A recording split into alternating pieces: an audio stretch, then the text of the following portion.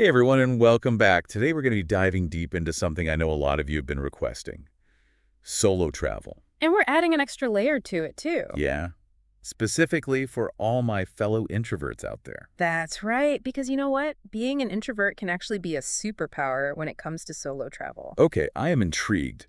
But before we go any further, we should probably clear up a common misconception about introverts. Definitely. And that's the idea that we're all antisocial hermits who just want to hide from the world. Right. Like we said, it's about being intentional with your energy.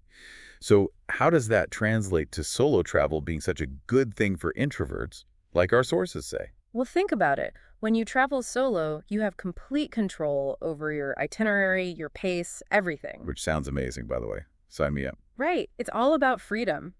And for introverts who might find large group tours overwhelming, solo travel allows them to explore at their own pace, on their own terms. It's like hitting the reset button on life and saying, okay, world, I'm doing this my way. Exactly. It's an incredible opportunity for self-discovery. When you're not caught up in the dynamics of a group, you can really tune in to yourself, your interests, your passions. You might even surprise yourself with what you discover along the way. That's so true. Our sources talked about a lot of advantages, actually. One that stood out to me was the idea that solo travel can actually make you a better problem solver. Absolutely. Think about it. You're in an unfamiliar environment, maybe you don't speak the language, and you have to figure things out on your own. It's like being thrown into the deep end of the pool, but in a good way. Right. And you know what? You learn to swim, you become more resourceful, more adaptable, and more confident in your abilities. And let's be honest, those are all pretty valuable skills to have no matter where life takes you. So true. Mhm. Now, let's address the elephant in the room. The fear of loneliness. It's something that comes up a lot when we talk about solo travel, especially for introverts. What do our sources say about that? Well, first of all, it's important to remember that solitude and loneliness are not the same thing. Ooh, good point. Tell me Yeah. more about that. Solitude is that feeling of peace and contentment you get when you're comfortable in your own company. Loneliness, on the other hand, is that unwanted feeling of isolation and disconnection. And you know what? A lot of introverts actually crave solitude. It's how we recharge, how we make sense of the world. Okay, that makes a lot of sense. So it's not about being afraid to be alone. It's about being intentional about creating those moments of solitude when you need them.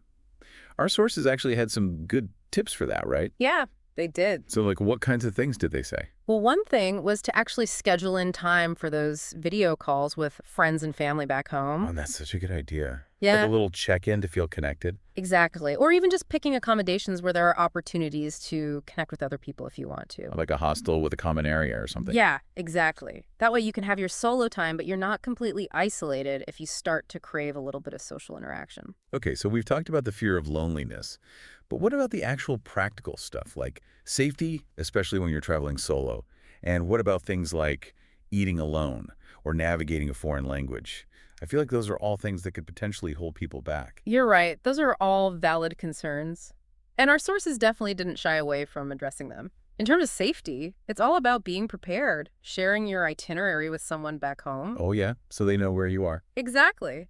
Using reliable technology like offline maps and translation apps, and just being aware of your surroundings. Those are all key.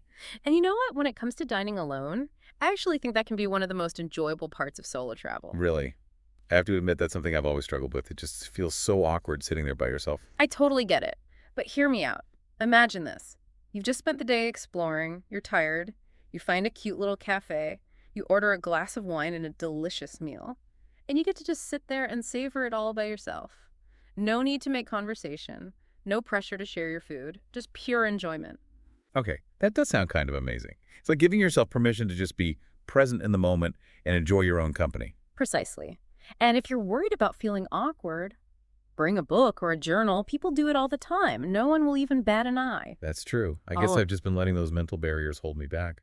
Now, what about the language barrier? That's something I always worry about when I travel. technology to the rescue. Those translation apps we talked about earlier are a lifesaver. And honestly, even just learning a few basic phrases in the local language can go a long way. Like, hello, thank you, where is the bathroom? The essentials. Exactly. It shows that you're making an effort, and people really appreciate that. All right, so we've tackled some of the challenges, but now for the fun part, destination inspiration. Our sources highlighted some amazing places that are perfect for introverted solo travelers. Yes, let's hear it. Okay, first up, Japan. Oh, Japan. I've always wanted to go there. It's such a fascinating country, and it's actually incredibly well suited for introverts. The culture places a high value on peace, quiet, and respect for personal space. Which is basically an introvert's dream come true. Right. Imagine wandering through a serene bamboo forest or finding solace in a traditional tea ceremony. It's the perfect antidote to our often chaotic world. It sounds incredible. And our sources mentioned those unique capsule hotels. Yeah. Talk about embracing solitude. Right. They're surprisingly comfortable.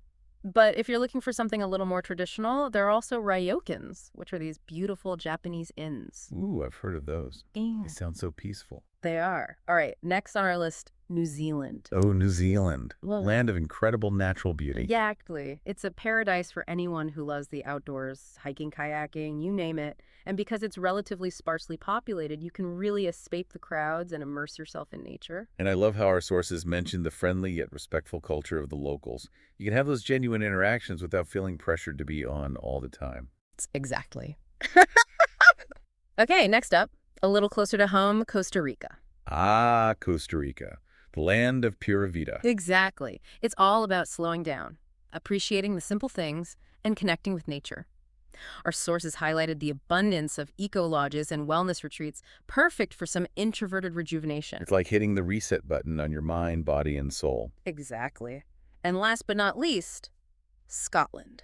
Ooh, Scotland. Now that's a place with some serious atmosphere. Right. Think ancient castles, rolling hills, whiskey distilleries. It's the perfect destination for anyone who loves history culture and a good dose of solitude. It sounds like the perfect place to just wander and get lost in your own thoughts. Exactly. So there you have it. 4 incredible destinations that are tailor-made for the introverted solo traveler. I'm already adding them to my bucket list. Now that we've covered the why and the where of solo travel for introverts, let's dive into the how.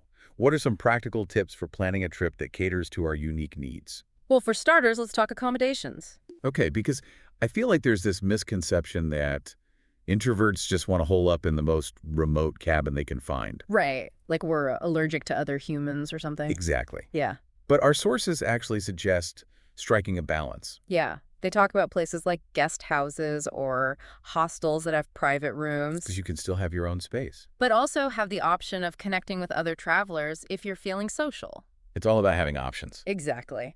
And that goes for your itinerary, too. Oh my gosh, yes. Please tell me we're not going to advocate for those jam-packed itineraries where you're running around like a chicken with its head cut off. Definitely not. Yeah. Our sources are all about building in plenty of downtime. Yes.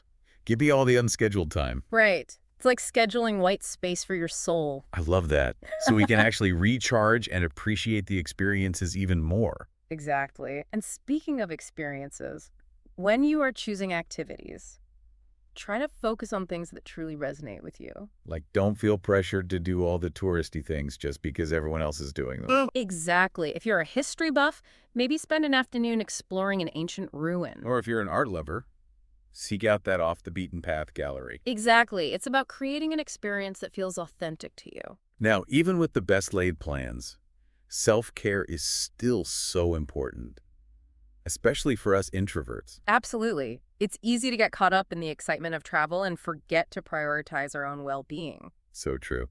So what are some things we can do to make sure we're taking care of ourselves while we're out there exploring the world? Well, one thing our sources emphasized was the importance of listening to your body. So if you're feeling drained, it's okay to skip that group dinner and just have a quiet night in. Exactly. There's no shame in taking a break when you need it. And don't underestimate the power of little comforts from home. Like a familiar book or a cozy pair of socks. Exactly. It's amazing how those small things can make you feel more grounded and at ease when you're in a new environment. This has been such an eye-opening conversation. I feel like we've really debunked some myths about solo travel and shown that it can be an incredibly rewarding experience, especially for introverts. I think so too. It's all about embracing those quiet moments, those opportunities for self-reflection and discovery. And realizing that solitude can be the ultimate form of adventure. Absolutely. Well, on that note, I think it's time for us to wrap up this deep dive.